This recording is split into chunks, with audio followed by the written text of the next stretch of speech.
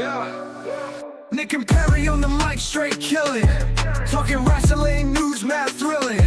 From the ring to the headline spilling. Every match, every feud, bone chilling. Hip-hop podcast, feel the hype. Every scoop, every match, they type. In the ring, we see stars take flight. Nick and Perry bringing truth to light. To light. SmackDown, Raw, they break it all down. From body slams to the champ's new crown. Tag teams, giants, they cover each town. Every heel, every face, every showdown. Hip-hop podcast, feel the hype. Every scoop, every match, they type.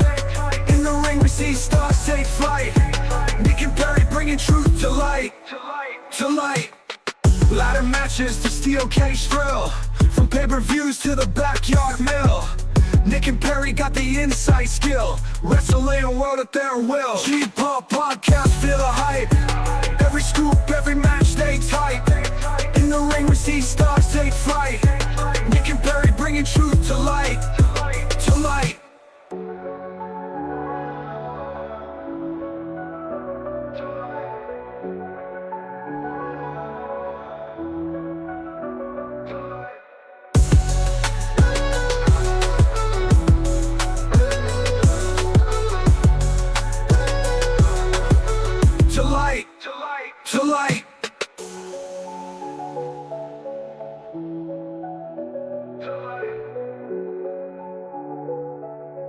Matches to steel cage thrill. From pay-per-views to the backyard mill.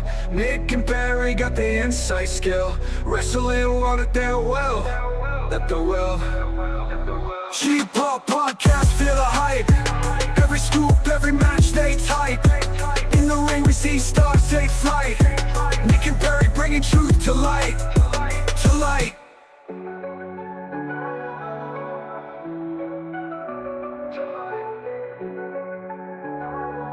All right. Hello, everybody, and welcome to another episode of the Cheap Hop Podcast.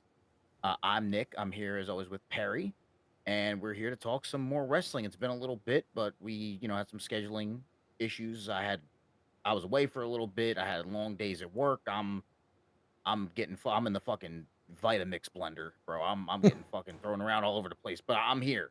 And we made it happen, and we got a lot of stuff to talk about. A lot's happened since the last time we spoke. And we're gonna get into some of the bigger things. But shout out to everybody in the chat for the people who are here. Appreciate you guys. And yeah, let's get right into it. How you been? How you doing? Are you all right? Yeah, I'm good. How about you? Doing all right, man. Doing good. So the biggest news that happened like right after we had recorded was AJ Lee made her return. Her long-awaited return.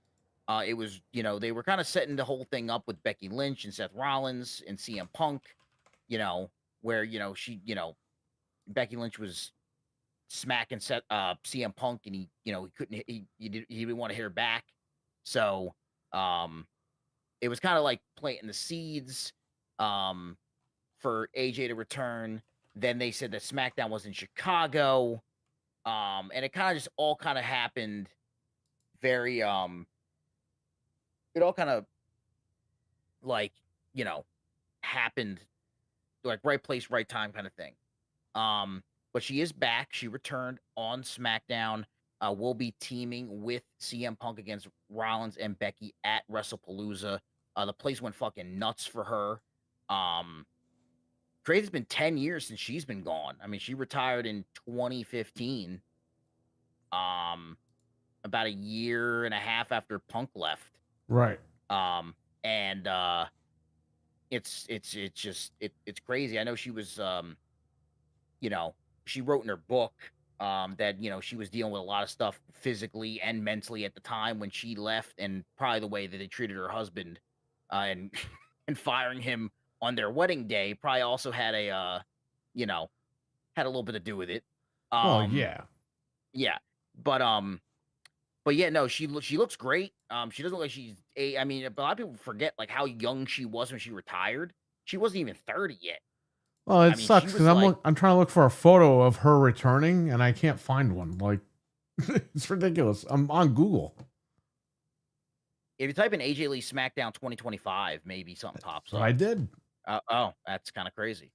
But yeah, she's but she looks great. Um, yeah, it says I'll read a little stuff here. I found something. Originally people didn't know what like how long she was gonna be back. But it was reported soon after she came back by I think bodyslam .com that it was it's a full-time multi-year deal. A lot of people thought it was going to be like a short-term thing or a one-off or whatever. But she is back. She is back for the long haul.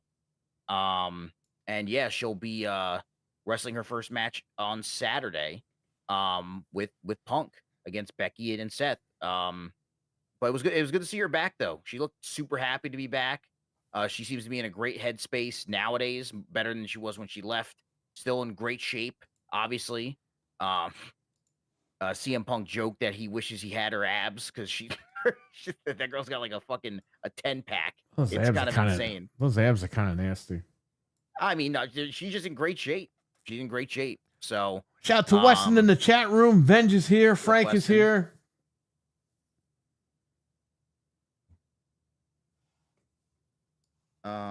Richard is here. Everyone's here. Everyone's here.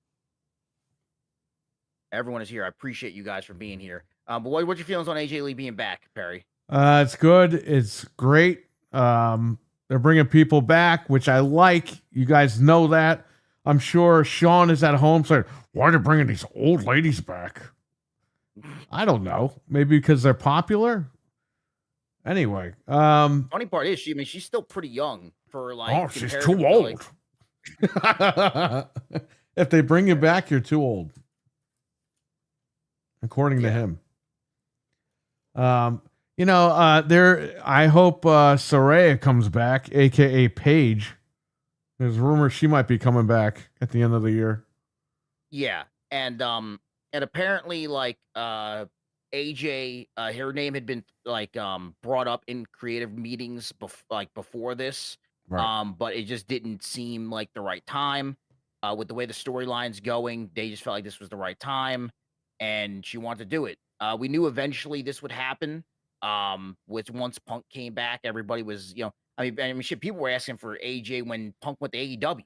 Well, remember when WWE fans blamed him for making her retire?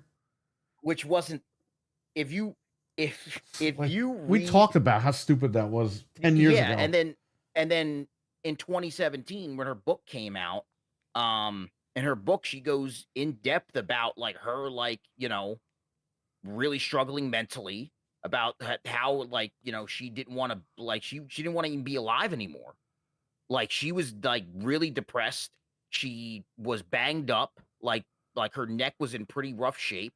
Right. You gotta remember, she had started wrestling when she was like 17, 18 years old. I think she was trained by what's his face? Jay Lethal. Right.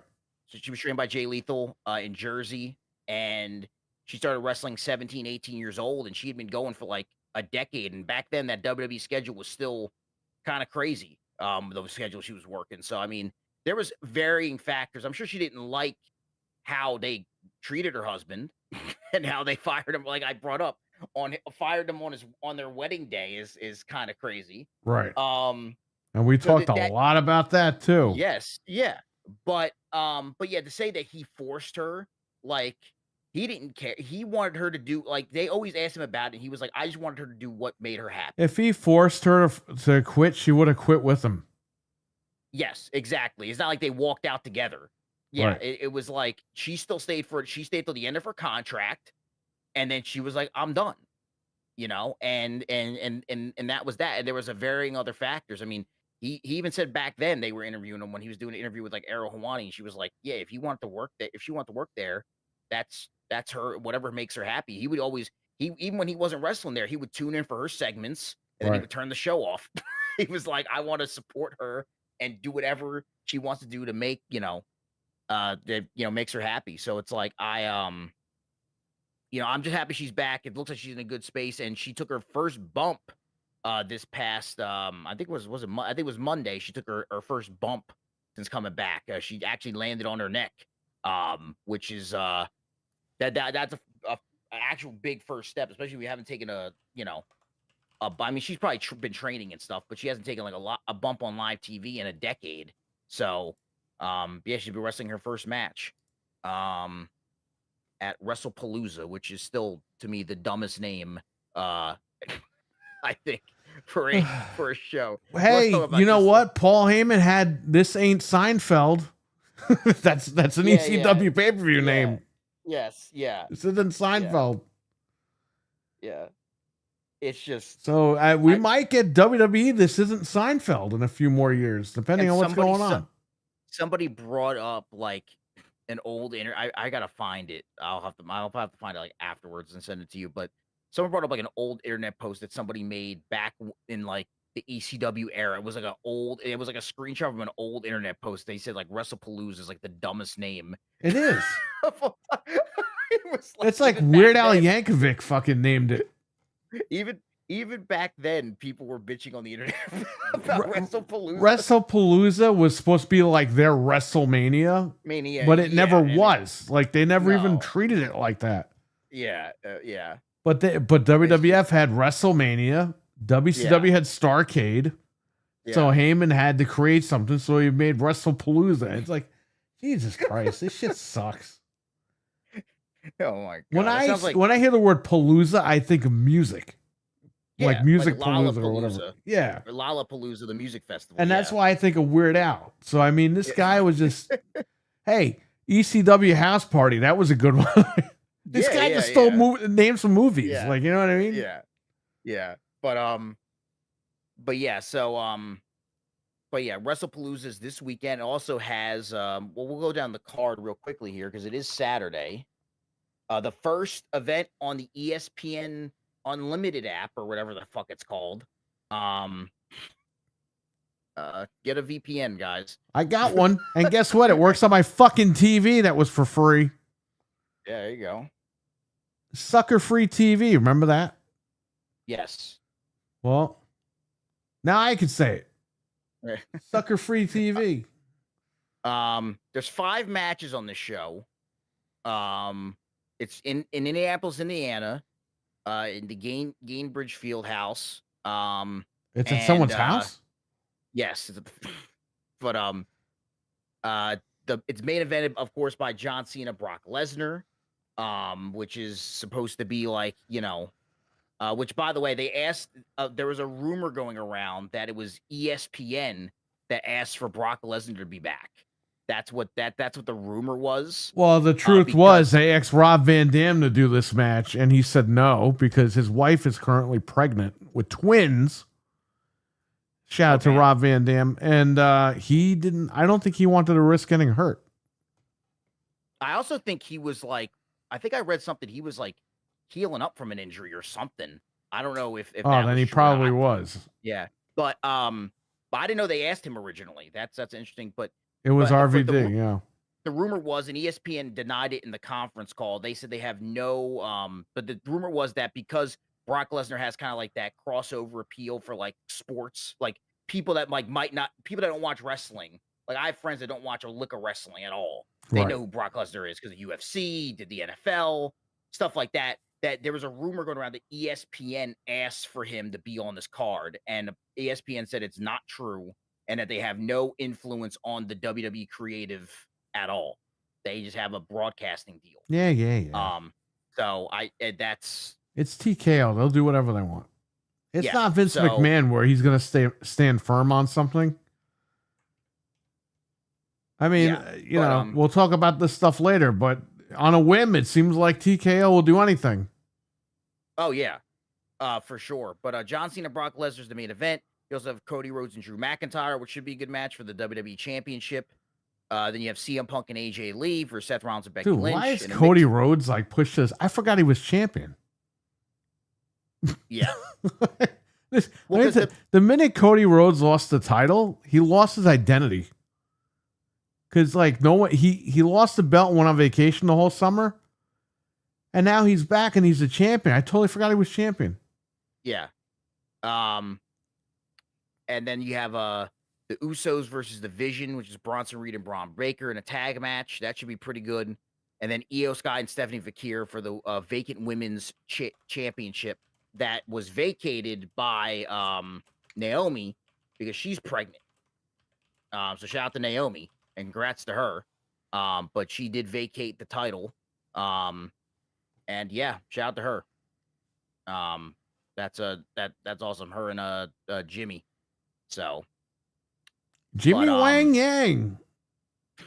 but yeah, it actually is not a bad card, and it looks pretty good. As long as the matches, deliver. Should be a fun show. But yeah, but now, so this is, like I said, this is gonna start the WWE ESPN partnership, which is gonna be, now that it's starting early, ESPN said, because originally it was supposed to start in January. Now it's starting earlier in September. So they said that because it started earlier, the deal is originally for 5 years. It's supposed to be from January 2026 until January 2031. But now because it's starting earlier, it's September 2025 to September 2030. So the deal ends in September 2030. So that's what they They might reiterated not about own the that one. company by then. But we'll talk about that later. But yeah, so yeah, that is AJ Lee is back. WrestlePalooza is this Saturday. And one person that won't be on WrestlePalooza is Mr. Andrade.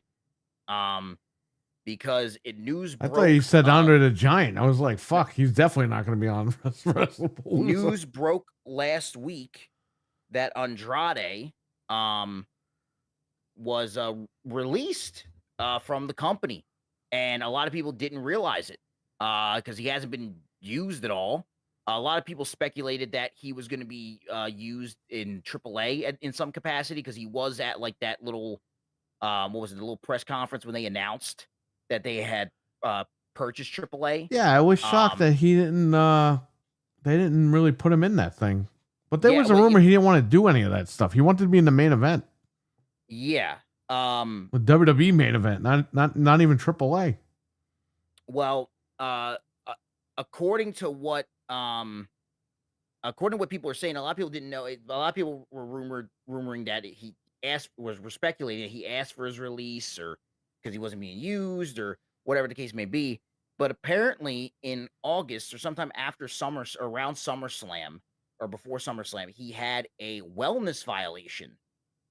That what is this guy snorting coke? Like, what the fuck is this guy doing? I guess nowadays they don't have to announce that, because remember back in the day it was like part of their wellness policy that they had to announce when somebody was suspended. Well, that was because Vince didn't want the government coming after him. Well, I guess now because TKO is in the government now, so it doesn't matter anymore. Yeah. So they didn't announce anything. And then it was confirmed that he was released for a wellness policy. Let me get an Andrade photo up here. What am I doing? He was suspended for a wellness policy situation, and then it says here that the sudden departure of Andrade from WWE was a result of a disciplinary thing that occurred at a television taping a couple weeks ago, according to a new report from Dave Meltzer. This news sheds more light on what's been a confusing situation as Andrade was moved to the alumni section of the website without any official announcement from the company. Well, Speaking on Wrestling Observer, when he was in AEW, he did punch Sammy Guevara in the face. Remember that? Yeah, he said, "I don't know the whole story, but I do know it was a discipline thing. It was not his doing at all. It was not his doing at all. It wasn't like, oh, he's not being used well, so he's unhappy." But that's what we heard it was. Yeah.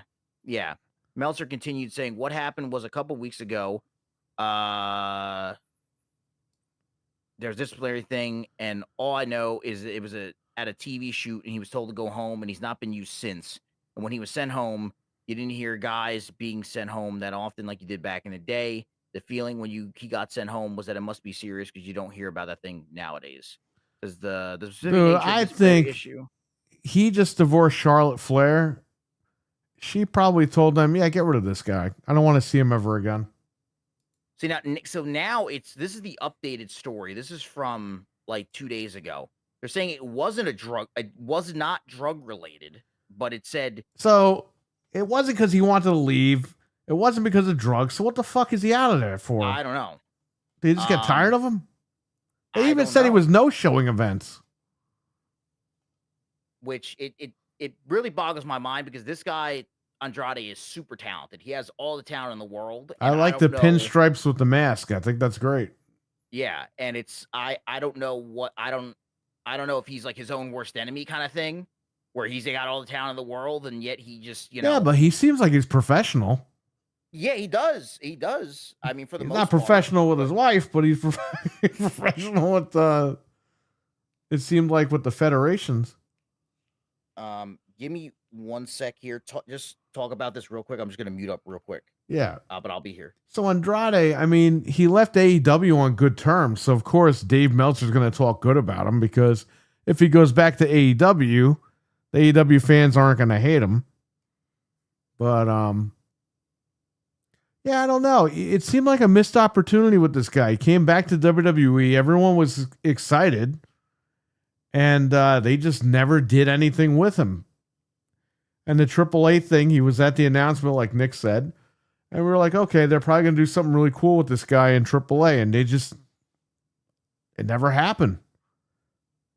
And here we are, a couple of months after AAA launches with WWE, and he's gone. Yeah. So he'll go back to Tony. He'll hug Tony. Tony needs his hugs. And that'll be that, I guess. I don't know. What does Conrad have to say about this? That fat slob? He used to have dinner with this guy all the time. Yeah, I don't know. He used to spend the holidays with him. Yeah, I'm not too sure. We got to get Conrad on the show. Let's reach out to his team and see if they can. Just pretend you're gonna call and get a mortgage and fucking say, "Hey, I'll get this house, but you got to come on my podcast." Oh my god. But yeah, man, it was it was very shocking to see that. I hope everything's all right with him. I don't know what's going on. I hope it's not a situation where he's like you said, he seems professional enough. You hope it's not a situation where like behind the scenes he's been just kind of a being I don't know tough to work with. Because you don't want it to be a situation where he you end up burning all your bridges and you're in the Well, he didn't. Like I said, he didn't burn his bridge with AEW. He just left. No, yeah, true. But he tried to get fired from AEW. That's the funny part. Yeah. He punched Guevara in the face to get fired, and Tony Khan was like, "Oh, we can't fire you, but we're just gonna not use you for a little bit." Yeah. Bro, if somebody punched somebody in the face at Best Buy, you're fired. Yeah. Yeah. You know what I mean? Like, yeah, anywhere, especially yeah. Anywhere except AEW, and except if your name is CM Punk, then they don't fire you. Yeah. You guys can't be punching each other in the fucking face. Yeah, it's I hope the best for him. And yeah, I guess we'll see where he ends up. I'm sure he'll be all right. He's talented enough. I'm sure he'll be good. Yeah. But yeah, now somebody who is expected to be in WWE pretty soon, like full-time basis, is Joe Hendry. Apparently Joe Hendry, who's become a fan favorite on NXT, is reportedly expected to sign with WWE full-time at the beginning of the new year. I gotta get his picture. Hang on. What are you doing? Okay, yeah. I got a picture of him. Okay. He's in the thumbnail too because we knew we were going to talk about this. Yeah, Hendry broke out in 2024, running momentum to a TNA World Championship win earlier this year at TNA Genesis when he defeated Nick Nemeth. Since then, he's been a large part of TNA and the WWE partnership, appearing frequently on NXT alongside a few main roster appearances, primarily WrestleMania. Multiple WWE and TNA sources tell Sports Illustrated that Hendry is in the process of being largely phased out TNA programming and integrated more into WWE TV. The internal expectation across people in both companies is that he will be WWE bound on a full-time basis by January of 2026. While some on social media have speculated that Hendry is already under contract, TNA president Carlos Silva tells Sports Illustrated Hendry is still currently under his TNA deal that expires at the end of this year. So, Yeah, he it's worth- said earlier this year that next year his contract expires. So I mean, that makes sense.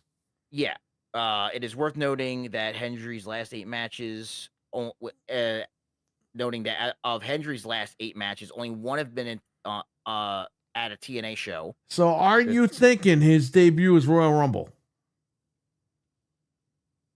Even though his debut at Rumble was this year. Yeah. Or last year. They could do that for sure. He's got to be at the Royal Rumble. But I will say this. This guy's been campaigning for over a year to fight John Cena. And they're not doing that match. Do you think he is John Cena's final opponent? Oh, man. Maybe. Cena puts over the new guy and that's it? Maybe. That would be quite a way to debut. You beat John Cena and on Saturday night's main event. Like that would be that'd be crazy. Low key. So John Cena spoke about not fighting Bill Goldberg. You know what his reasoning was? What? The company never asked me. And he said he would have loved to fight Bill Goldberg. So for all you Goldberg haters out there, John Cena was going to fucking fight him. Just saying. And by the way, they're in Ready to Rumble, the movie together. So yeah, there you go. But yeah, so Joe Hendry will be heading to WWE very soon. Now, speaking of John Cena's last match, this is something I didn't have brought up, but I got reminded of it. You heard about the whole shit about the venue and stuff like that in TKO with the trying to book Cena's last match or whatever. I thought the last match was booked in Boston. Like, what happened? It was almost there was something where the people in something about the let me look it up.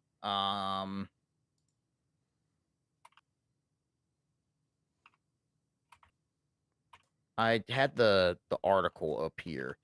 It came out like a couple weeks ago.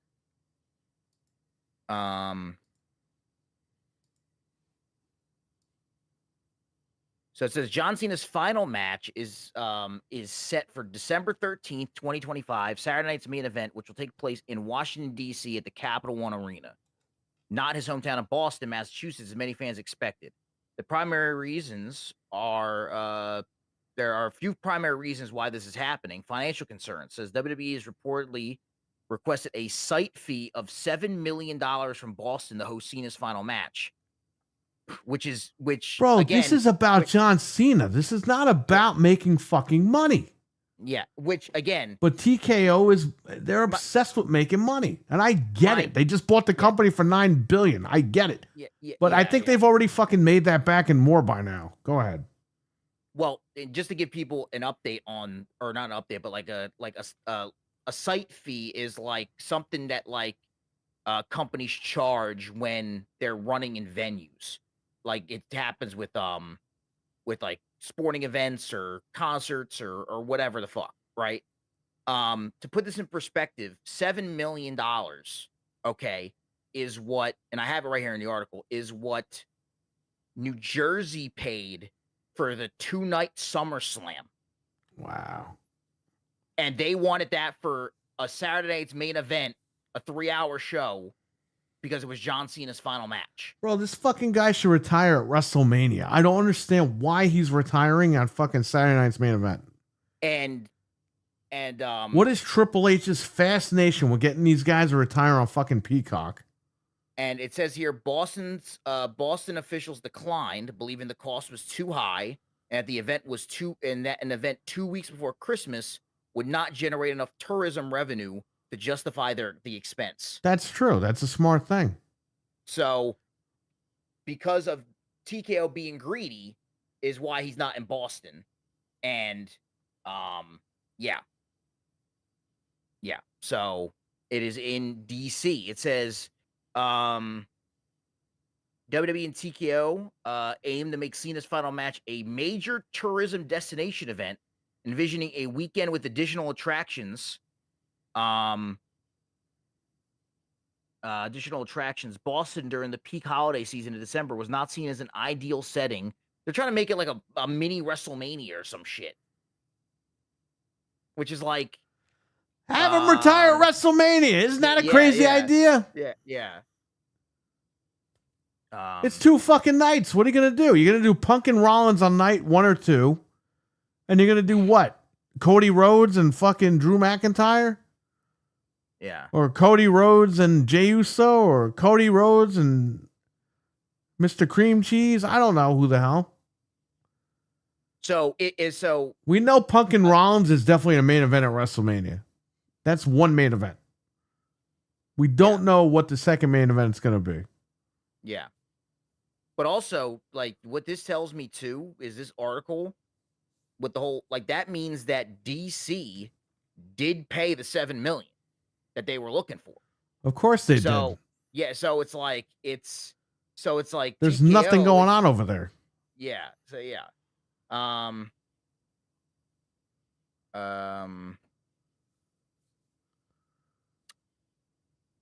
Yeah, so more details. Okay.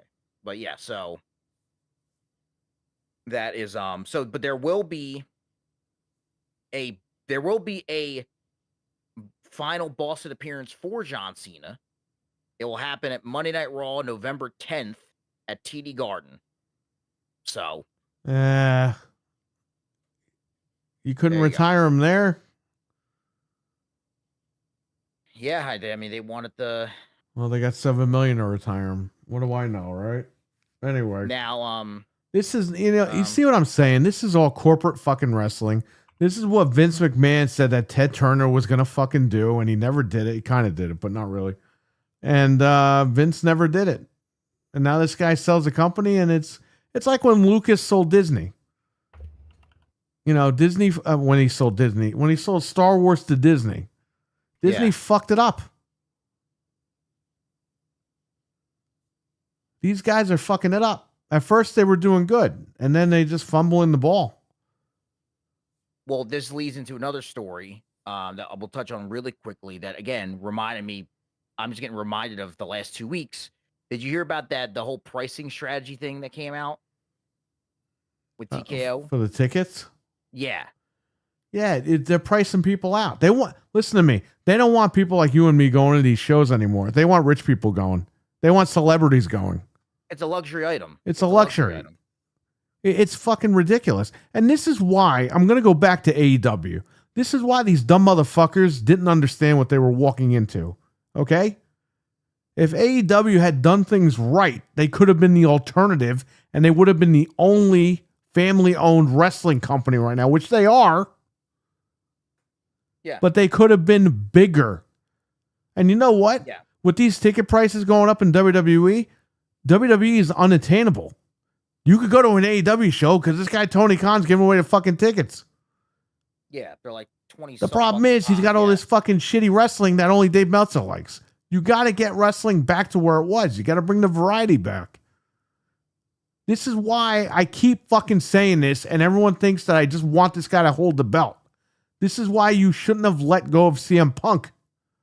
Yeah. Because that guy was the anchor to get people to watch your shit and go to your shows. Guess what? You could go to AEW for $30 fucking and nobody wants to go because it's Hangman Adam Page. Yeah. Nobody wants to fucking watch that guy dance around. That's what I'm saying. Like, that's the problem. You have an opening. They literally could have just walked in and taken it. AEW reminds me of Xbox. Xbox bought Activision. All you had to fucking do is say Call of Duty's only on Xbox. Peace. But no, they bought Activision. Oh yeah, no, we're going to keep Call of Duty on everything. You just gave away the golden goose. It's done. AEW, same shit. Yeah. They could have been number one right now. They could have been number one. But yeah, at the Goldman Sachs and Technology Conference, what's the guy's name? Mark Shapiro. Mark Shapiro revealed that WWE's ticket prices. That's under the guy Vince that McMahon defended OJ. It says here that this is TKO COO, Mark Shapiro. He revealed that WWE's ticket pricing under Vince McMahon was designed to be family friendly, prioritizing accessibility over maximizing I read revenue. this. However, TKO is now adopting a UFC style pricing model, which focuses on higher ticket yields through dynamic pricing, holding back inventory and leveraging premium packages via on location. WWE is not where UFC is yet on ticket yield. Vince McMahon was primarily pricing for families and wasn't totally focused on maximizing. He was the trying to build a opportunity. fucking product up to sell to you, you dumb fucks. This shift has led Hello? to higher ticket prices, with Shapiro indicating there's tremendous upside for further increases. So, Well, there's a difference between UFC and WWE. UFC, they're really beating the shit out of each other, and they need to fucking recover for a year before their next fight. So that's why they get paid big bucks. WWE guys, I mean, this is what they do every week.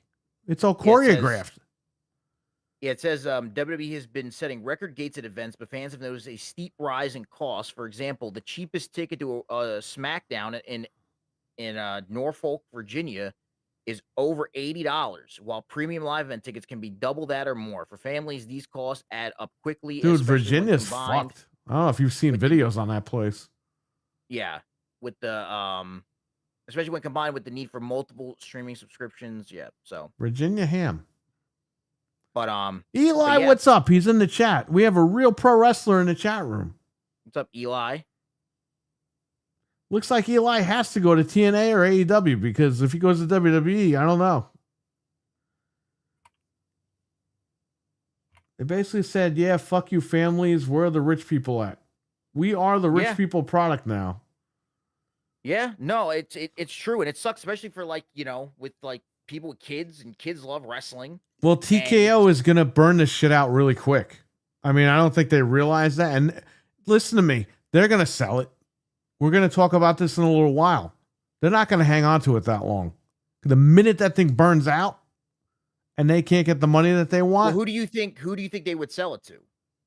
I think you're going to find out at WrestleMania 43. Well, that's gonna segue to our next topic, Barry. We talked about the rumors a few weeks ago when they came out that there was going to be a WrestleMania potentially in Saudi Arabia, and now it is official. WrestleMania 43 in 2027 will be in Saudi Arabia. It will be the first WWE or the first WrestleMania outside of US or Canada. First international, first outside of North America. And yeah, it's gonna be in Saudi Arabia. This is here's the thing. If I gotta fucking look at anything sports, I watch a lot of sports. Right. And every time I'm on watching sports, I see this Turkey Al-Sheikh guy, the guy who's running everything. He's the guy that was next to Triple H in the press conference. The guy that's like all these events that are running right now. He's there. Like he's there. Like he's because Saudi Arabia is funding all these events. I'm like, look, shout out to you, respect. You got a lot of money, cool. But I see this guy everywhere, bro. And I'm like, he said in the press conference that he's like the head coordinator for these things, the sporting events. He is the head coordinator. He Right. is. It's just so, and apparently he spoiled it before it was he was the one that actually he said it on like Snapchat or some shit that it was like gonna happen. Yeah, but here's the thing with him. With him, I was finally tired. I was tired of seeing him, right? And this Sunday, this past Sunday, I was like, man, I'm gonna sit back. I'm gonna watch football, and I don't have to see Turkey Al-Sheikh. Guess who I see on the Fox pregame show? I see Turkey Al-Sheikh on the Fox pregame show because Tom Brady is going to Saudi Arabia to play flag football. I heard that. Yeah. Coming out of retirement. I'm like, are you kidding me? How much is this guy getting paid to go play flag football? He's probably getting hundreds of million, probably. Bro, it's so like I see it and I'm like, I just can't get away from this guy. I was watching on Saturday the Tyson Crawford and Canelo boxing match. It was on Netflix. It was a big deal. shit ton of money. They sold out a football stadium, everything. It was in Vegas, but it was funded by Saudi Arabia. So Right. he was there front row with Dana White and TKO people because it was the like TKO boxing fucking thing or whatever the fuck they're calling it. Right. So it's like, it's just, he's everywhere, man. I mean, again, I know he's the head guy. Salute to him, but yeah. So they announced on September 12th. They announced on September 12th that WrestleMania 42 will take place in Riyadh, Saudi Arabia, in 2027, making the company's first flagship event, the first WrestleMania held outside North America. The announcement made by Triple H and Turki Al-Sheikh, chairman of the Saudi Arabia General Entertainment Authority. It says here that there's no exact date, but it will be held in Riyadh, Saudi Arabia. So I will say this though, and again, I don't really fuck with Vince McMahon and all the shit he's alleged to do, but Vince McMahon, with the whole, when it comes to Saudi Arabia, he was the first to do it before UFC. Well, he did it before all these because other- he did it because he was trying to sell the company. So Oh, if, yeah. if you make that connection, you get more money, and that's what he did. He got more Well, money. yeah, He it got was- $9 it was a- billion for the company. 9.8 Yeah, billion, I and believe. and that deal in specifically is what that deal he signed in 2018 was a 10-year, $1 billion deal. Right. So That was to cement it that, hey, there's a big deal here, and if you want to buy it, that's part of the package. yeah, because after him, that's when UFC started. Because he was even over there before UFC, before boxing, before they have a golf league. They got all this other shit. Well, didn't Michael Bublé go over there years ago? Yeah, Or was I that mean, after WWE? I don't remember. Oh yeah, no. I think he did go over there years ago, but I was talking more about it from a sports perspective or like whatever. It's like he was the first like big like brand to be like, yo, we're going over here, and it's just, it started a whole trend, and yeah, so this year's in Vegas, next year's in Saudi Arabia. I don't know what the way this is. You know why I see this trending, Perry? And I hate to say it. I think we get to a point where they only do WrestleMania in either Vegas or Saudi Arabia. Well, we knew they And- were only going to do it in Vegas. You know why? Because they saved money doing it there, Yeah, because And- they all their headquarters are. and all their celebrities and all the rich people go. Yeah. And also, That again, they're to- trying to create tourist attractions. totally and- not what this company was about. Yeah, but I also think that's why, and again, this is not rumors or anything. This is just me speculating. I could be completely wrong on this, but I think that's why they're making all these other pay-per-views 2 nights, so they could sell these places that wanted to get WrestleMania. They could sell them a SummerSlam. They could sell them a Money in the Bank. They could Yeah, sell them them trying a to make the money whatever. back. Yeah, They spent yeah. $9 billion on this thing. They're trying. I'm Wait. sure they already made it back Oh yeah, no, but just on what merch I'm saying- alone.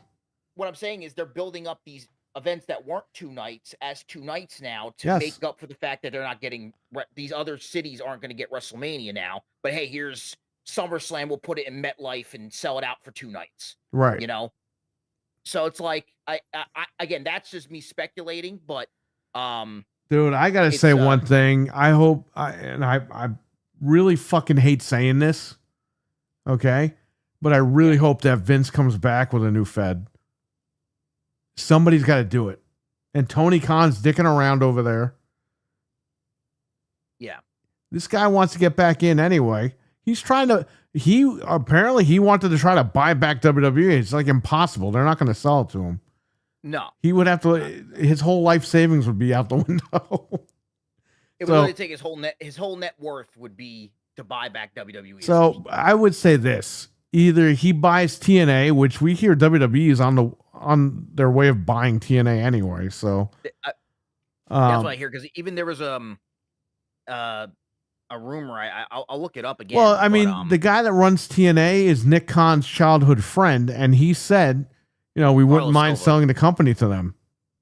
yeah. So I mean, that's pretty much going to be a done deal at some point. But Vince has to fucking start something. He's got to, or he's got to figure out something with Tony Khan and get over there in AEW. Something, man. Someone's got to compete. We need fucking wrestling. This is ridiculous. Yeah, man. It's kind of camera got a little crooked. It's kind of crazy, man. I mean, I just don't know. You do realize if this company sells at WrestleMania 43, AEW will be the only American wrestling company. That would be really scary, man. Because TNA is Canada. Honestly, yeah. They're not even American. They started out in America, but they sold to a sports league in Canada. So, yeah, no, it'd be crazy. And also, I think if WWE were to sell to Saudi Arabia, I think it would be like a package deal with the UFC. oh yeah. TKO would just unload. Yeah. So I don't know, man. It's crazy times we're living in, but it's definitely interesting. It's an interesting time in wrestling right now. But I guess we'll have to wait and see, man. I guess we'll have to wait and see what happens. But speaking of the whole TNA thing, do you have any other thoughts on Saudi Arabia WrestleMania? No, not really. What? Remember the rumor we were talking about where part of the rumor was they might potentially do a Saudi Mania and a US Mania. Do you think that ever happens to maximize? No, that won't happen. I think your US Mania would be SummerSlam. Yeah. Because they could get away with it. But here's the thing. The only thing I have to say about this is I'm hearing that they want legends to come back. They want Rock. They want Rock versus Cody Rhodes as the main event. Well, they want Rock and Roman Reigns. And apparently the rumor is they are willing to pay The Rock more than any pro wrestler has ever made in the history of pro wrestling to do that show in the main event. Well, remember, they've been trying to get Rock to do Saudi Arabia since the whole deal happened. Remember when the deal first happened and they were asking for like people that were even dead? They were asking Yokozuna, wrestlers Ultimate Warrior, Andre the Giant. They weren't even alive. I'm like, did you want holograms? Like, what the fuck? Right. I mean, it it's crazy. But I guarantee you're gonna get Undertaker wrestling. You're gonna get Shawn Michaels wrestling. You're gonna get these guys all coming. They want Stone Cold. Stone Cold's ready to go. He's ready to make that money. Right. It's crazy, but I mean, they might want Bill Goldberg back. You don't know. He'll take the money. Yeah. Now, speaking of, again, before we get to this, I have a follow-up story about TNA. Speaking of The Rock, right after we talked about it last time with him having the cardiovascular issues, did you see The Rock fucking cycling off? Like, well, we have the photo right here. Bro, here's the before and after. Apparently he said it's for a role. Yes, he's playing the Chicken Man in some lizard movie. I don't know why there's a chicken in a lizard movie, but he's playing the Chicken Man. But I brought up that I saw last time we did a show. He looks like Al Roker. I saw an interview with this like doctor did with the Rock, and apparently he was having a lot of gut problems and other cardiovascular problems. And you think from all the fucking steroids this guy was taking, all those problems can be even the gut health could be linked to steroids. Remember, I was at WrestleMania 29 where he tore his fucking intestines or whatever the fuck it was. Yeah. Where he couldn't even walk to the ring because he was like so fucking big. He was getting ready for that Hercules movie. The Hercules movie that bombed. Yeah. And he looked like he was like that. He was blown up before he even got to the ring. Like that dude was fucking large at that fucking show. Bro. He should play a large Marge in the Pee Wee Herman reboot. But yeah, no, he like it was so funny. As soon as we had talked about it on the podcast, literally he's on the red carpet for his movie premiere, which by the way got like a 15-minute standing ovation in a film festival in Italy. after it debuted, the Smashing Machine. Right. So it's getting good word of mouth. Again, it's not out to the public yet. But I think it comes out next month, just in time for the Oscar movie season. So we'll see what happens. But Hopefully, he wins an Oscar so he can fucking stop making movies. Look at Brendan Fraser, right? He won for The Whale and he said, "Peace out."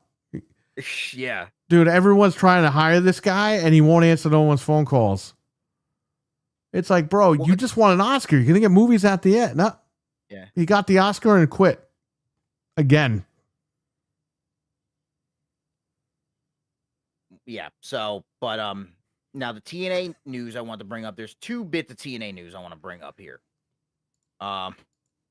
One is that we talked about TNA potentially getting bought by WWE.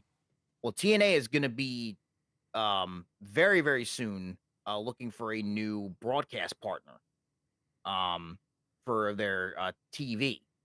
And the 2 potential homes being thrown around for TNA are A&E and CW. And it notes that WWE would likely be involved in any potential deal. Well, WWE's going to get them the deal. It says A&E and CW have been rumored as potential new broadcast partners for TNA. It's noted that due to the working relationship between the 2 wrestling promotions, WWE would have been involved with discussions with either network.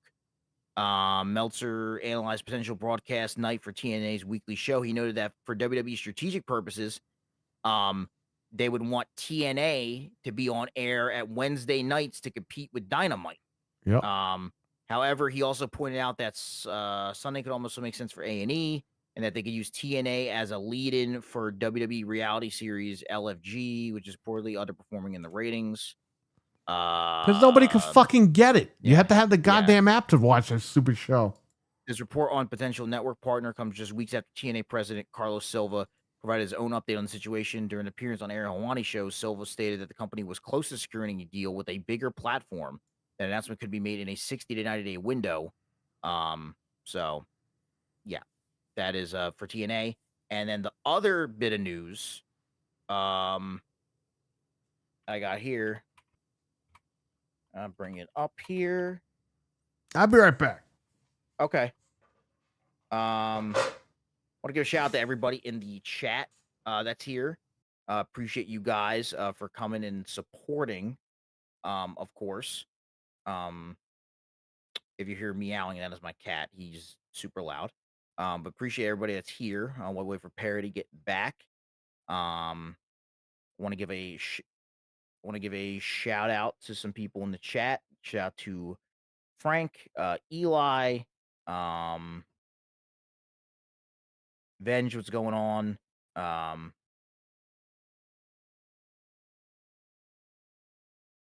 But yeah, appreciate everybody for stopping by, and yeah, I'm not used to being the only one here, but here I am. What's going on, everybody? How you guys doing? What's going on? What's going on? What's going on? Oh man. So wait, is Mania gonna be at 11 a.m. now? I think it's gonna be at like 12 or 1 o'clock. Frank. I could be wrong though.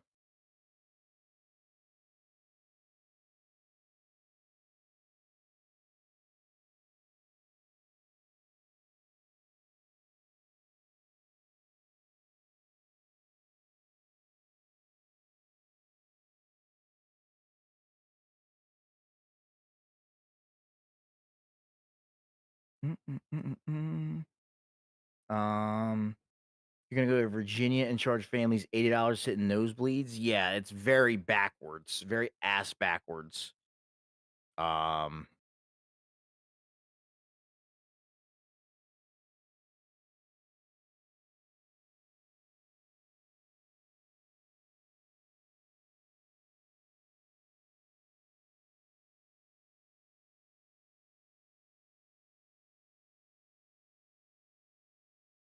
very ass backwards of WWE for sure. Let me see here. The next news story I was gonna bring up, I'm trying to find it.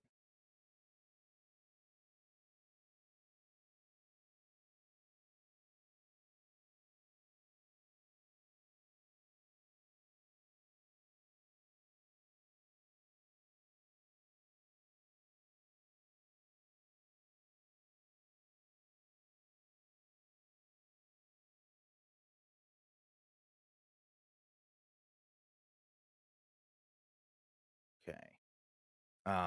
The next bit of news I was gonna bring up, they can make it 12 hours now since it starts so early. I hope not, bro.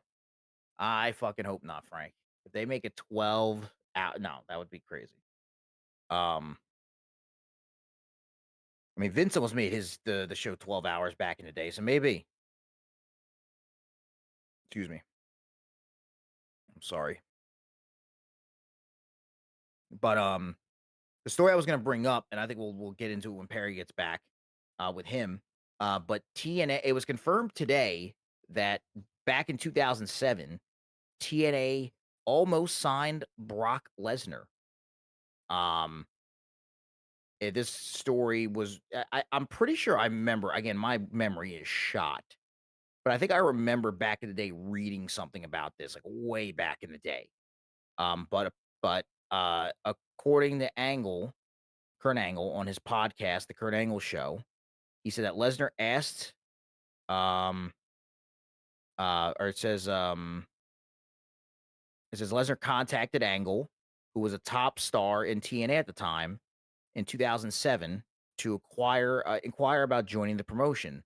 Lesnar was a free agent after leaving WWE in 2004 due to burnout and a grueling schedule. He had been wrestling in Japan for New Japan and was exploring other opportunities before making his UFC debut a year later in 2008. Um, Angle shared on his podcast that Lesnar asked about the financial details of the contract and indicated he would be willing to sign with TNA if they could match or come close to that amount.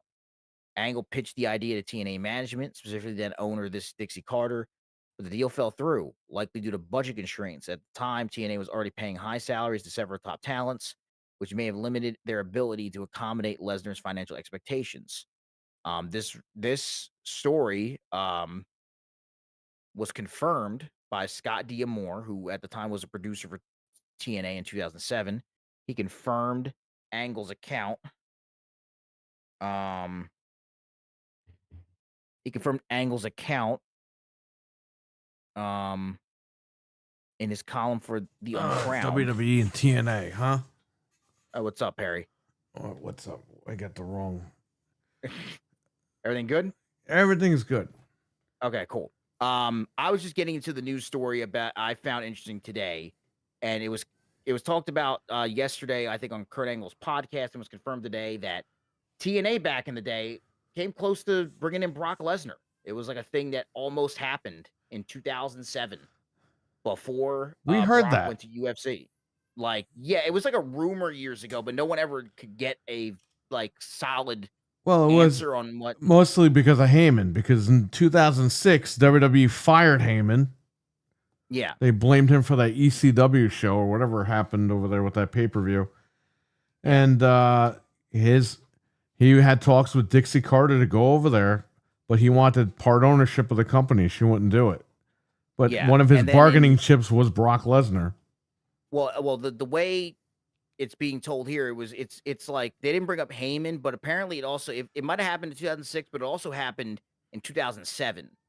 Right. According to Kurt Angle on his podcast, he said that Angle said that Lesnar contacted him while he was a top star at TNA at the time to inquire about joining the promotion. Lesnar at the time was a free agent, obviously, after he left WWE in 2004, and he had wrestled a few times in Japan. It said Angle shared that Lesnar asked about the financial details of Angle's TNA contract. It indicated that he'd be willing to sign with TNA if they could match or come close to that amount.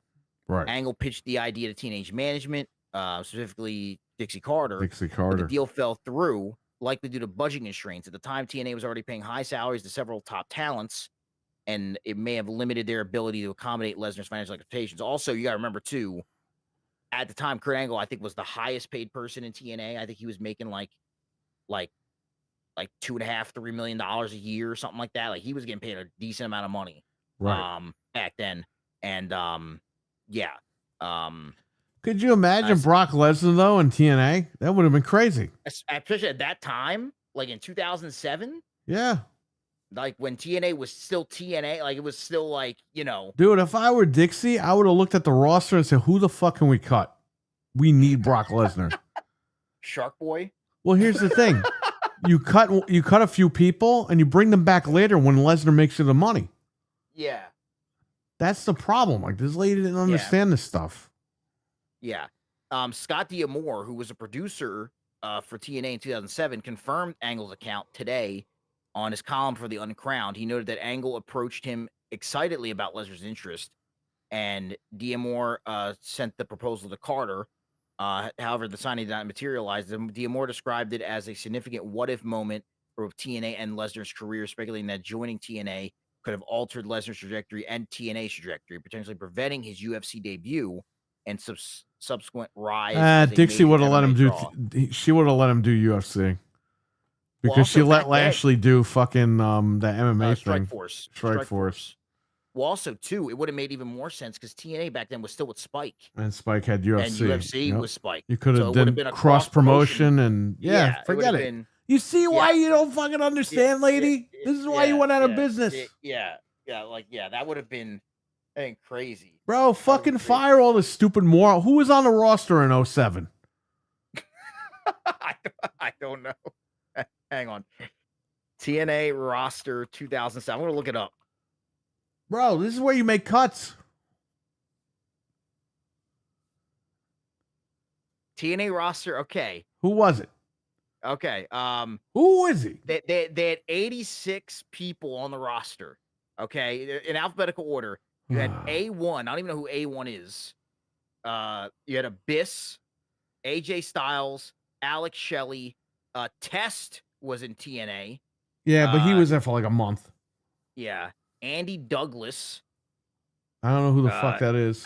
Angelina Love. All right, whoa, stop. Let's do it from the beginning. A1, I'm cutting that. I don't know who the fuck that is. We're gonna cut him. Yeah. What was the next guy? Abyss. Abyss and AJ you keep. Yeah. Alex Shelley. Alex Shelley keep. He's building a tag division. Test you get rid of because he don't want to be there anyway. Andy Douglas, don't know who that is. Get rid of him. Angelina Love. Keep her. Austin Aries. Get rid of him. The fucking guy was always a problem. There's 4 people right there. Let's go. Austin Creed. Get rid of him because he didn't last anywhere. Yeah. Awesome Kong. Get rid of her. She didn't last. You already got 6 fucking people. Yeah. Let's keep going. BG James. The Road Dogg. Yeah, you can keep him. He didn't last that long anyway, but keep him. Black Rain. Wasn't that Gold Dust? That was Gold Dust. Keep him. Bob Backlund was in TNA in 2007. Yeah, but what were they paying that guy? Like $10? Yeah. Keep him. Bobby Roode. Keep him. Booker T. Keep him. Brother Divine. Who the fuck is that? I don't know. Get rid of him. That's already. You got 7 guys. You had Brother Devon and Brother Ray. Keep him. Brother Runt, which was Spike Dudley. Chase Stevens. Fucking get rid of him. I don't even know who the fuck that is. Chris Harris. Wildcat Chris Harris. You got to keep him. Yeah, because he was a pivotal in the tag department. Yeah. America's Most Wanted. Saban, you got to keep. He was Motor City Machine Guns. One of their main eventers at the time, Christian Cage. You got to keep Christian. Yeah. Chris Daniels. Yeah, you keep him. Christy Hemme. Got to keep her. Dale Torborg. That's from WCW. That's the demon. Yeah. I think he was doing backstage stuff with them, so you keep him around. Yeah. Damager. Oh, was that the one of the Basham brothers or some shit? You know what? Those Basham guys, get rid of both of them. There's fucking 10 people right there. Okay, let's keep going. Basham. Yeah, that was Danny Basham. Yeah, get rid of those guys. They're including Don West on this list. Keep Don West. He's a commentator. Yeah, Doug Basham, get rid of him. Dutch Mantel's on Yeah, here. he's creative. Keep Um, him on there. uh, who's El Mazias? Oh, Ricky Banderas. Okay. He was from AAA, I think. Get rid of him. That's Felix Skipper. It's 11 people. Elix Skipper, he was good, but they never really used him anyway. Yeah, never used them. Yeah. So Especially around that time, they weren't using them. Fuck. I wouldn't get rid of him because he had a name from WCW, but they just TNA really didn't do anything with him. In the first 2 years they did, but then eventually they didn't. I'd get rid of him. You got 12 people right there. Yeah, Eric Young. I guess you keep him. He was like their Eugene, their version of Eugene. Yeah. Gail Kim. She was keep her. You got to keep her. Disco Inferno. What the fuck? I don't remember him being there. Yeah, under his real name. They were Glenn Gilberti. Well, that's 13 people right there. Get rid of him. Hernandez and Homicide. Keep him. Jackie Moore was there. I forgot about that. Get rid of her. That's 14 people. James Mitchell. Keep him. James Storm, because he was in America. You got to keep him. Yeah. Jay Lethal. Keep him. Jeff Jarrett. This fucking guy. You got to keep him, even though he sucks. Jeremy Borash was there. Got to keep him. He's creative. Jerry Lynn. I forgot Jerry Lynn. Jerry Lynn was producer backstage. Got to keep him. Jim Cornette. He didn't last that long, but I would say keep him. Rikishi Junior Fatu was Rikishi main evented an Impact. Yeah, I forgot about that. And then he held him up for money, and they got rid of him. I would keep him. Yeah, that's 20 people right there. Frankie Kazarian. I'm sorry, that's not 20 people. That's 15 people. Yeah, Kazarian, you keep him, but this guy kept going back and forth. He doesn't know what the fuck he's doing. Kevin Nash. Keep Nash. Kip James or Billy Gunn. Billy Gunn, keep him. Conan. Keep him. Kurt Angle, obviously you're keeping him. You're keeping him at that time. Lance Hoyt. In TNA he sucked, but in AEW he's really good. Yeah, so I would say get rid of him in TNA. So you got 16 people right there that you could cut. Who else? Matt Morgan. Again, he was good, but they didn't do anything with him. Cut him. You got 17 people right there. Matt Morgan or Brock Lesnar? I mean, come on. Yeah. Let's go. Mike Tenay. No, you gotta keep Mike Tenay. He's your Norman Smiley. Gotta keep him. ODB. Gotta keep her. Wrestler. Yeah. Who is this? Simon Diamond. Get the fucking rid of him. I love Simon Diamond from ECW, but this guy became an office kiss ass. Yeah. So you got what am I at? People. 18 people? 17. 17? Petey Williams. No, you got to keep him. Yeah. Who is this guy? Is this another guy, I think, from AAA? Who is this? Get rid of him. Whoever the fuck it is. That's 18 people right there. Okay. Raven. Keep him. Relic. Yeah. Johnny Stamboli. Yeah, Johnny Stamboli. That was Johnny Stamboli. Keep him, I guess. He's from Rhino. WCW. Rhino, you got to keep. Rick Steiner? What the fuck was Rick Steiner? Yeah, Rick Steiner showed up. Yeah. Ron Killings. Got to keep him. Yeah, Samoa Joe. You obviously keep him. Yeah, you keep Joe. You got to have Joe and Lesnar.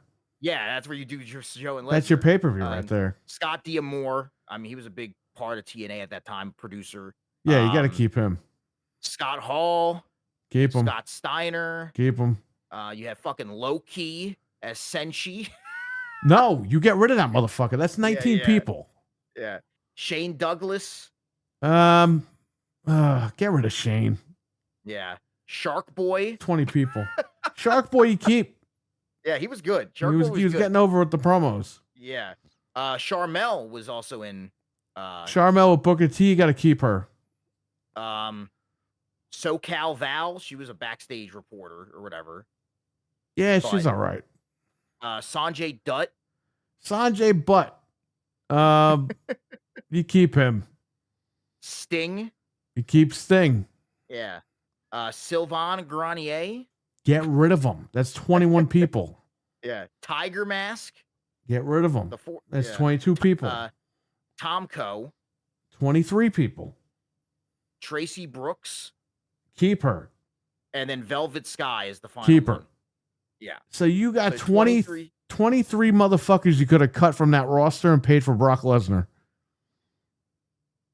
Just saying, man. That's how you do the fucking man. You go down. We could get Brock Lesnar.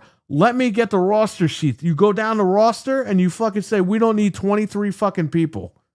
Well, also, and we'll have money left over to fucking put in our pocket in case another WWF guy wants to come over here. Well, see, the rumor that I read years ago, and this was years ago, was that this is probably back in like 2009, 2010, or whatever. Milkman, what's up? I read was that if you remember in 2007, the big thing they did was that Christian Cage, he was technically the last NWA World Champion. And at the end of 2007, they introduced the TNA World Championship. And the rumor was that Brock was supposed to be the first.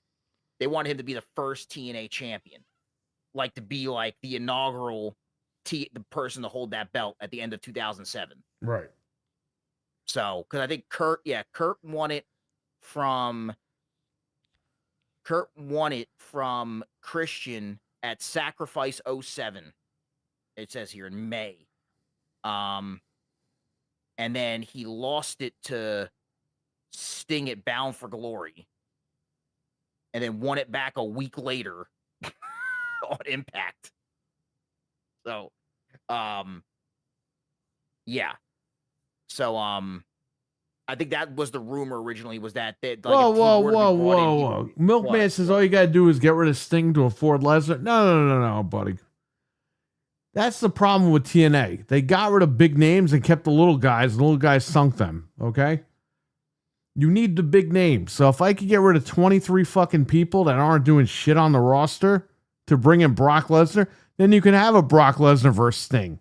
You can have a Brock Lesnar versus Samoa Joe. You can have a Brock Lesnar versus New Age Outlaws. You know what I mean? And you got to remember, we're talking about in 2007. Eventually, those guys did overstay their welcome, like later years in TNA. But we're talking about if this was 2007, if I'm Dixie Carter, and I'm like, hey, I got the chance to bring in Brock Lesnar. Like, what the fuck? How am I going to afford this guy? Like that? Like, you're going down the roster and you're cutting the people that aren't doing jack shit. Cutting those people probably would give you about 2 years worth of salary for Lesnar. Yes. And I think even with like, didn't they get outside help, or wasn't like Spike TV helping bankroll Sting's contract or something like that? No, they were bankrolled Hogan and Bischoff's. Oh, that's what it was. Okay. That's why Hogan didn't promote TNA, and the guys got mad at him. It's like, well, TNA's not paying me. Spike is. Yeah, but I do remember like if they did need some help, I think Spike probably would have helped a little bit to bring in Lesnar, because he would have brought ratings to the fucking.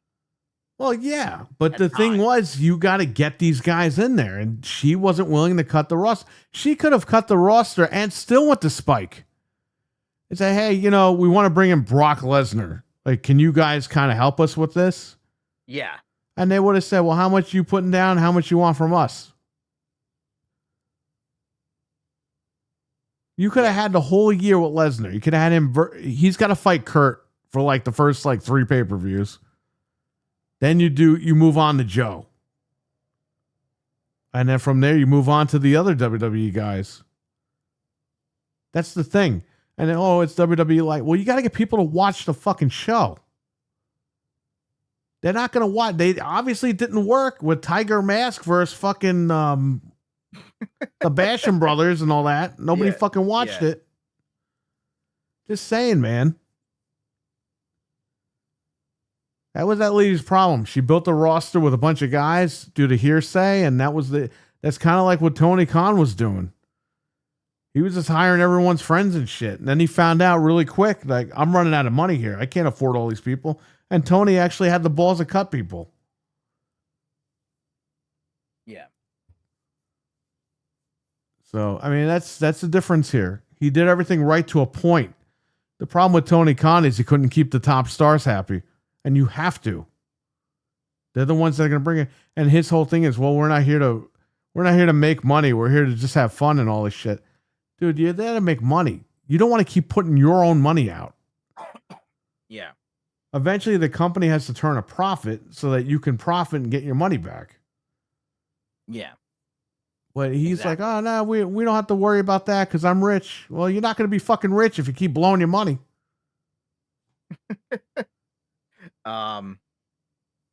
Yeah. But, your father sells that football team, you're fucked. yeah.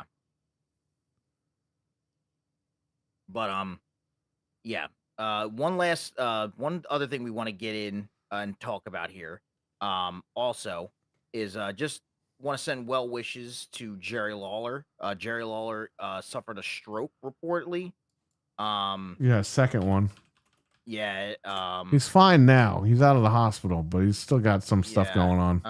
This is from TMZ Sports. This is according to a report from TMZ Sports, WWE Hall of Famer and pro wrestling legend Jerry the King Lawler has suffered a stroke. This news comes after reports that Lawler had to pull out of public appearances due to health reasons that were not specified. Lawler's daughter told TMZ that the incident occurred last Friday while he was at home.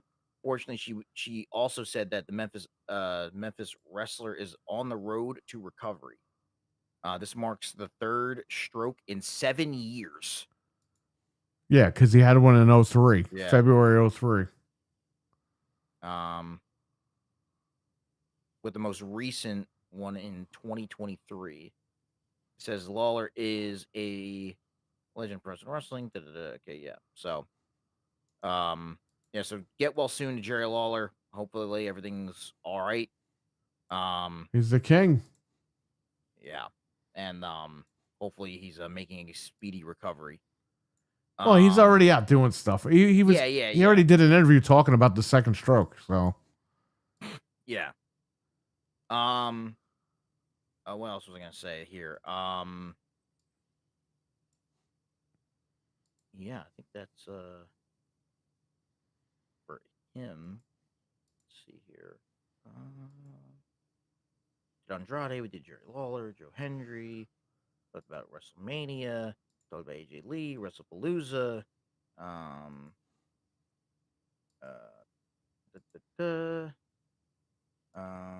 TNA's TV deal, Brock Lesnar signed to TNA.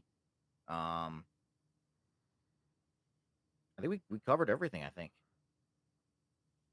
If there's anything anybody wants to bring up in the chat or anything you think we may have missed. Cougar man, I'm gonna be honest with you, buddy. We're not bringing up politics, so any wrestling news has to do with politics, we are not gonna talk about. Ever. What's up, Cougar man? Unless The Rock runs for president, then we have no choice but to talk about it. But until then, which I hope doesn't happen. I hope it doesn't happen either. We don't need more celebrities. President, no.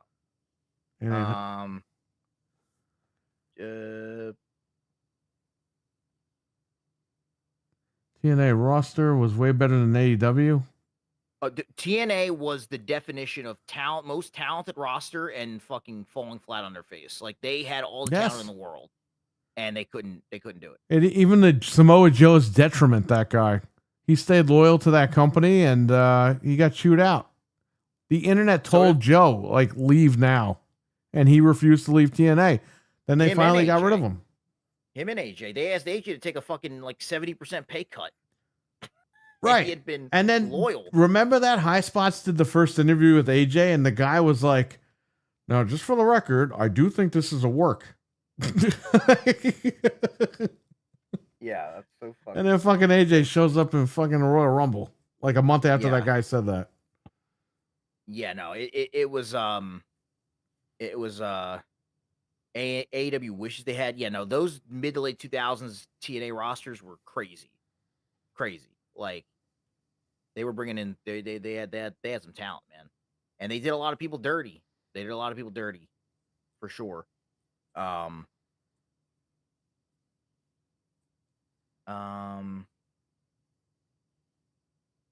Yeah, if anybody, if TNA had Tony Khan money, AEW would not exist. That's true. That's very true. And Dixie would still be running it right now. Yeah. The thing is, she did have Tony Khan money, but her parents put her on a leash. Thank God. Because look at the money she spent. Yeah. Dude, we talked about it on this show. She robbed Billy Corgan. Okay? She robbed Peter to pay Paul with Billy Corgan. And because he didn't put it in writing, he sued her and she won. So he got robbed. Yeah. Crazy. He probably just robbed himself at that point. He didn't sign a fucking contract, so. Yeah, he put too much trust into her. Yeah, you can't do that. She was desperate. No. Yeah, no, you can't. I mean, I get it, but at the same, because they had a relationship beforehand, like they knew each other. Bro, the funniest fucking thing, and you remember this when Hogan left. He literally did the story where she holds onto his leg and won't let him go as he's leaving. Yes, bro. Bro, that guy walked off TNA and walked right on WWE the next fucking week. Yep. Bro, that was when, I mean, like TNA, I mean, they literally, that was like one of the, like her holding on to Hogan's leg. That was just like, that just summed up like the last. Bro, that was Hogan basically telling you, like, thanks for the fucking money, lady. I'm going back to where I gotta go. They want me back. I gotta go. That was like literally Hogan working her, even on fucking camera at the last second. Yeah. Man. He was a hell of a worker, that Hulk Hogan. Gotta give him that. Eli said, Billy Corgan is a joke. I'd never work for that guy just because he got carnied by someone who isn't even a carny. I mean, I think he just put too much trust in a friend or someone he thought was his friend. Well, she was in the music industry, so yeah, he trusted her, but yeah, and it was just it ended up falling flat in his face. You know, I mean, there are some questionable things Billy Corgan has done with it and with the NWA. Hey, James Mitchell snorting cocaine on him. Real? Yeah. So I get it from that aspect, but the whole he just put too much trust in somebody that he thought he could trust, and then that was that, bro. It just sucks, but yeah, no, you got to get that shit in writing, bro. Can't just be doing all that, especially when it's that much money, and you know. You got to get it in writing, everybody. Just remember that. And have the lawyers look at it. Don't get it in writing and sign it without a lawyer. Yes. Damn. But we'll take a couple questions from the chat. If anyone else has anything? Do you ever see MJF going to WWE, or do you see him continuing to get overpaid by AEW? Both. But here's the thing. By the time he goes to WWE, he's not going to be worth anything. You know what I mean? No one's going to care about him. I mean, it all depends on, like, if he went to WWE now, I think it'd be tough for him because, like, they haven't really done much with his character. That's what I'm saying. He's going to go there and what? Fight with Cody, fight with Punk. Those will be great start-off points, but where does he go from there? Yeah. I like the guy a lot. I do like MJF, and I think he's a good guy. And look, I understand why he stayed in AEW. You got the bag, whatever. Here's the thing, though. We're not saying he sucks for taking the money. Like, you got to do that. It's a smart thing to do. But the problem is, you're tanking your fucking career and you're taking the money. Yeah. He could stay in AEW forever and just keep getting paid. And that's fine. Like, he'll be a millionaire for doing nothing. That's the problem, though. You're doing nothing. And then when it's time, say Tony Khan wraps it up, this guy can't go to WWE. There's no way. Yeah. He's not going to get paid what he was getting paid by Tony for doing nothing. He's going to do a lot more fucking work and get paid a lot less. Yeah, because I think is he even going to want to do it? He's going to fucking go home. He's going to say, well, I made all my money and I'm done. I think he still has 2 more years on his deal. So. Right. And this guy's getting an AEW tattoo on his fucking leg and everything. Like, what's going on with these guys? Yeah. These guys think it's ECW. But I'll tell you what, even ECW guys didn't get ECW tattoos. No. And they were working for free. You guys are working for Yeah, multi-million dollars, right? And these guys went to work for nothing because they wanted to get on TV. Did you talk about Matt Riddle? No, because he sucks. Big fat ass. I don't even know. There's what no Matt reason to Riddle did. fucking talk about that guy ever. We always hated him. And I knew he was trouble from day one. The minute he got in WWE, and guess what? He was trouble. And they don't want to deal with him anymore. He's calling everybody out, Nick. He's calling out CM Punk. He says AJ Lee's ugly. He's saying all the stupid shit. Jesus Christ. Bro. Anything to get attention. And Yeah. he's not getting it, so that's why I Let me say guess, he has like a podcast or some shit he's trying to get clicks to. Like, yeah, that's what it whatever. sounds like. He's a fucking idiot, that guy. Even Dana White fucking told him he was a fucking idiot. Yeah, that was like 20 years ago. That was like 2010 or some shit. He told him that. That was so long ago. Dude, Dana White went nuts on him like a year or two ago. Remember that? We might have talked about yeah. that on here. I don't know. Where he was like, oh, this guy, he says this, and that. And he's like, he's a piece of fucking shit. Anybody that listens to that guy is a piece of shit. Like Dana White went off on Matt Riddle. That's the problem, man. You can't burn your bridges with these guys. No. Oh, did you hear, Perry, that fucking apparently there's gonna be there's like a, I don't know when it's happening, but there's gonna be like a convention or some shit, like a wrestling convention where like they do like autograph signings, Right. and it's they're gonna have Bret Hart and Goldberg I heard that. at the convention. I mean, what are they going to do? I mean, everyone's thinking they're going to fight. It's like they're not. No, they'll probably be on like the opposite side of like the fucking. They might like, be thing. right next to each other. And guess what? Yeah. I don't think anything's still going to happen. No, they're not gonna. They'll keep it professional and they'll do what they gotta do and leave. Bro, that would But be it's just- fucking funny, though. If Brett went up to Goldberg and Goldberg said, well, I'll give you another concussion. He fucking chokes him Oh my at the God. convention in front of everybody. Oh Jesus! Here's the thing with Goldberg and Bret Hart. Goldberg apologized to that man like 85,000 times. And guess what?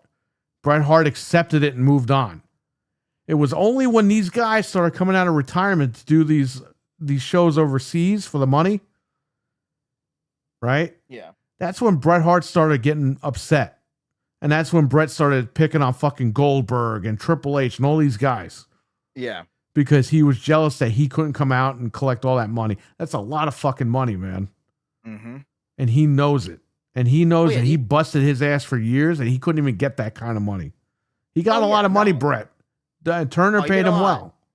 All right. But the money that they're getting at these like Crown Jewel and what people are going to be getting at WrestleMania, like they're making We for know. one match, they're making more than they made in their career. We Like, know that Brett got for a 5-year deal. He got $20 million in WCW. Okay. We know that. Yes.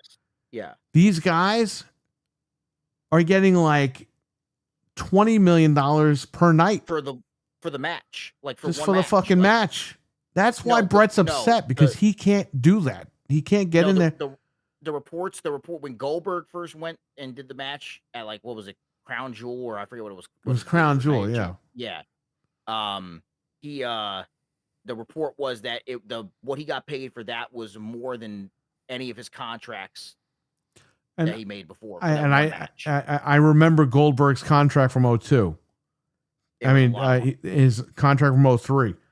Goldberg wanted $3 million because that's what Turner gave him. Goldberg wanted $3 million for 1 year. Yeah. Okay. Vince said, I'm not doing that, but I'll give you $2 million. Yeah. Okay. Just think about that for a minute. In 2003, Goldberg got paid $2 million a year. Triple H got paid almost $3 million a year. So Triple H was the highest paid guy on the roster in 2003. Yeah. But Goldberg was second highest paid. That's $2 million. These guys are getting way more than that now.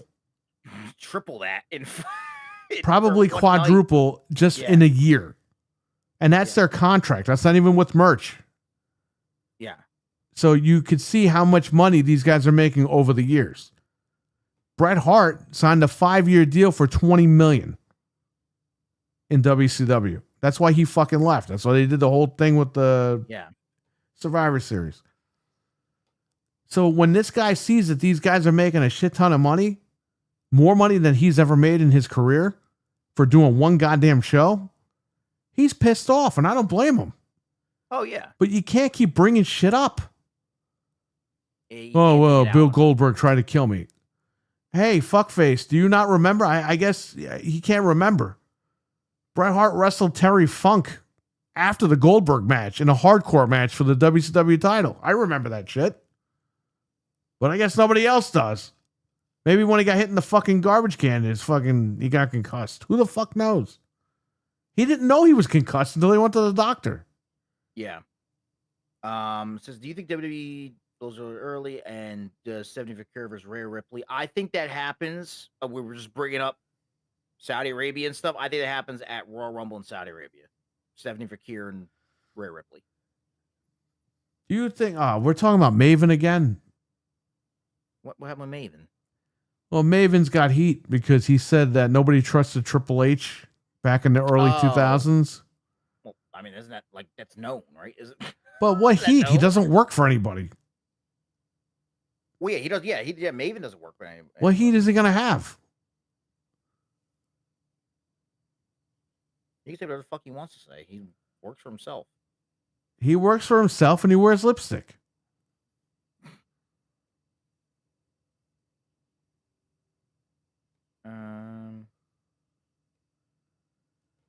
I think the Terry Funk gave him the concussion. Oh, God. Now you're going to start blaming people, Eli? Like, come on. Jeez, bro. Terry Funk gave him the concussion. That's crazy. What I'm saying is he was in a hardcore match a week or two after the Bill Goldberg match Yes, yeah. with Terry Funk. Okay? I saw the fucking match. So, I mean, you could say either way.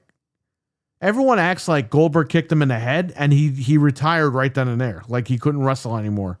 He wrestled after that. Yeah. He was starting to see lights, okay? Because I remember I read the whole fucking report when it was happening. He was seeing like lights and shit, like high beams in his eyes. Yeah. So he went to the doctor, and that's what the doctor said. You have a concussion. You need to stop wrestling now, or you're gonna, you're not gonna be here Thankfully he anymore. did. Yeah. And that's what he did. And that's why they had the tournament in January for the fucking belt, which I think Sid won it. But anyway, that's what happened. But this guy's unsafe. Yeah, he wasn't fucking trained properly. We know that. That's why he fucking had 1 minute matches. Why is this news to everybody? Am I the only fucking guy that was around in the fucking 90s where I saw Bill Goldberg merchandise fly off the shelves? Where I saw this kind of news every fucking day? This guy was on top of the world. You wouldn't fucking think it. You go to a WWE show, you're like, oh, Goldberg sucks. Nobody knows that this guy was like the top guy in pro wrestling at one point. Everyone acts like he just hurts people and that's it.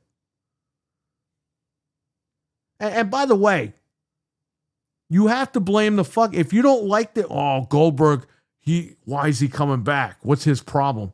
The fucking promoters hired him to come back. Talk shit about McMahon. Yeah. McMahon's the guy booking him. He's the guy that wants him. People act like Goldberg just goes into the WWF towers and be like, I'm getting a match tonight for the title. And Triple H's like, whoa, man, I'll give it to you. Don't shoot. You know what I mean? Yeah. And then Goldberg takes the pad and fucking writes his name in the book and goes, all right, I'm getting the title tonight. And Triple H's like, yeah, man, you can have whatever you want. Like, please. It doesn't work like that. The company calls these guys and say, will you come in and do a match? Will you do this and do that? And has anybody watched the WWF? They used to have the worst fucking matches known to man. They were never known for their matches. They were known for the characters. Okay? It's only after the Attitude Era fucking blew off. Like, it was starting to, like, what was it? In 02? Yeah. When the Attitude Era started going downhill. Like the Invasion, probably. Like, Yeah, right after the invasion. I would say Yeah. when in 02, that summer of 02, because everyone, Yeah. you know, 02 started out really good. Okay, you Yeah, had the with NWO, you had WrestleMania. Austin, you had Rock. All those guys were gone by the summer. Okay, Yeah. and then it fell on Triple H's lap. Ever since it fell on his lap in 02, they started doing this hone your craft bullshit because they didn't know what storylines to put out. The wave was over. You know what I mean? Yeah. And that's when they had Benoit, they had Finley, they had all these fucking guys put on actual matches because they had to recondition the audience into watching the matches because they didn't have any fucking storylines to give them anymore. And then when they did do storylines, you got like Katie Vick, you got like just all this other. They were just Right. trying way You got too hard. you got the Attitude Era, like it made the Attitude Era look good. Yeah. These storylines were insane. I don't think people remember that. Vince McMahon went fucking nuts. That was when he wanted to do the whole storyline with him and Stephanie. Yeah, I know. That was, thank God that didn't. Thank God they talked some sense to it for that. Jesus Christ. That man was doing anything, bro. Also, quick little update. This was I apparently just announced while we were on the air. Brock and John Cena is going to open WrestlePalooza What the fuck? because apparently they want the building like filled for ESPN or some shit. Oh, so they want to make sure everyone's in there. Yeah. So Yeah, but that's your It's main event. opening How's your main event opening? I guess the Punk match is the main event. I guess either that or Cody.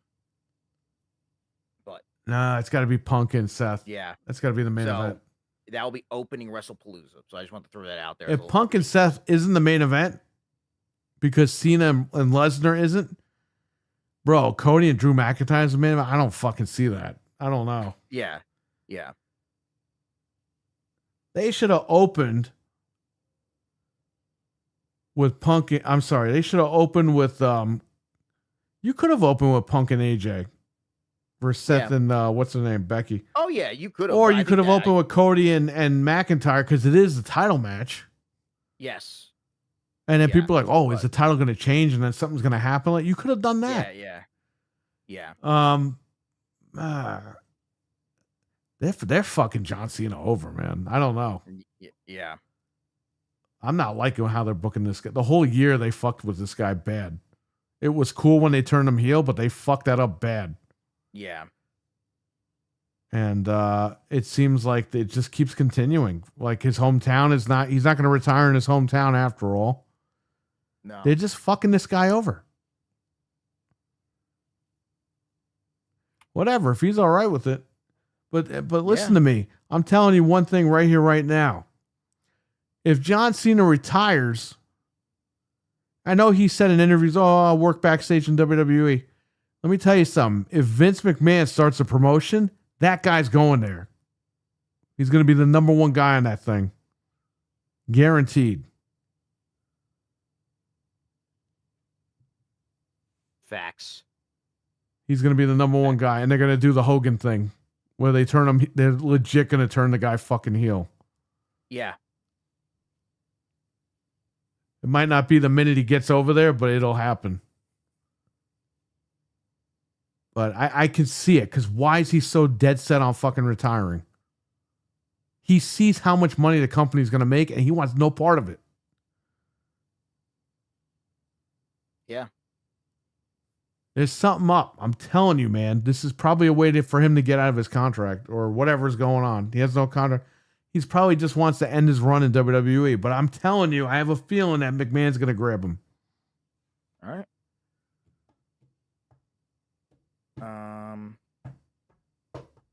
Yeah, but on that note, I think that we're going to wrap it up. I appreciate everybody for stopping by. Eli, Milfman, Milkman said Triple H sucks. That's true. That's very yeah. true. Dave, There's more Frank money was in here Hollywood. earlier. Bro, he's 50 years old. Unless he's going to play in the Chicken Man too. I don't think Cena could do shit anymore. He'll be fine in Hollywood. For how long? He's 50. I don't know. We'll have to wait and see. But anyway, you got Roman for a couple years max, and you probably have Cody for 5 or 6. Who's gonna step up and be the face? Well, that's what they're gonna have to do in the next. Right now, they got to start building towards the next Dude, guy. the minute they sell this company, all those guys are gonna leave. I have a feeling, man. Yeah. I have a feeling they're just gonna buy the name, and all these guys are jumping off the ship. Yeah. That's why. Hey, you might see Cody back in AEW. You never know. Never know. In a couple Never more say years, never. if they sell that company, that's it. Yeah. Goldberg comes out of retirement. Hey, I could totally see that. They're gonna bring up. They want all the legends at that WrestleMania, And they got the money, and they got the cash, a lot of it. so they will be paying out. Hell, they wanted them to resurrect Ultimate Warrior when they first went over there. So they're gonna do whatever, bro. Oh God, you know who really wants to go over there? Jericho. He wants some of that money. And there's rumor he might be heading back. I hope not. I know, but that's the rumor. I mean, but Bro, I got a joke. I got to tell you off the air. okay. Let's just say But, Jericho gets close to somebody Oh, and it backfires. Jesus Christ. Oh, Uh, man. But anyway, thank you everybody for tuning in. Appreciate you guys. A whole bunch. Thank you everybody in the chat. Appreciate you guys. hit that like button. Yeah, hit the like button We got and 18,000 people in this chat room.